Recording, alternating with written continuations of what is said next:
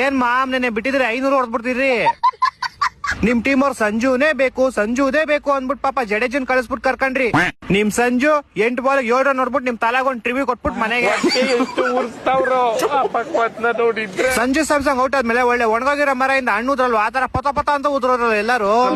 ಒಂದೊಂದಲ್ಲ ಇನ್ ಈ ಕಡೆ ಜಡೇಜಾ ಕೇಳ್ಬೇಕಾ, ಎಲ್ಲಾರನ್ನ ಔಟ್ ಮಾಡಿ ಹೆಡ್ ಶಾಟ್ ಬೇರೆ ಹೊಡಿತ ಡಿಶ್ಕೆ ಅಂತ. ಯಾಕೋ ಮಾತೇ ಇಲ್ಲ, ನಾಲ್ಗೆ ಬಿದ್ದೋಯ್ತಾ ಇಲ್ಲ ತಿಕ್ಕ ಉರ್ದೋಯ್ತಾ? ಫಸ್ಟ್ ಮ್ಯಾಚ್ ದೇವ್ರಿಗೆ ಕಣ. ಸೋತ್ ಮೇಲೆ ಎಲ್ಲಾರು ಹಿಂಗೆ ಹೇಳೋದು. ನಾನು ಸೋಲೋರ್ನ ನೋಡಿದೀನಿ, ಈ ತರ ಹೀನೇ ಯಾಕವಾಗ ಸೋಲು ಚೀ. ಆಲ್ಮೋಸ್ಟ್ 20 ಓವರ್ಗೆ 127 ಯಾರೋ ಹೊಡಿತಾರೆ. ನಮ್ ತಲಾ ಇದ್ದಿದ್ರೆ ಹಿಂಗೆಲ್ಲ ಸೋಲ್ತಾ ಇರ್ಲಿಲ್ಲ ಕಣಲಿ. ನಿಮ್ ತಲಾ ಇದ್ದಿದ್ರೆ ಇನ್ನೊಂದ್ ಹತ್ರ ಎಕ್ಸ್ಟ್ರಾ ಹೊಡ್ಬಿಟ್ಟು ಸೋಲ್ತಾ ಇದ್ರಿ ಅಷ್ಟೇ.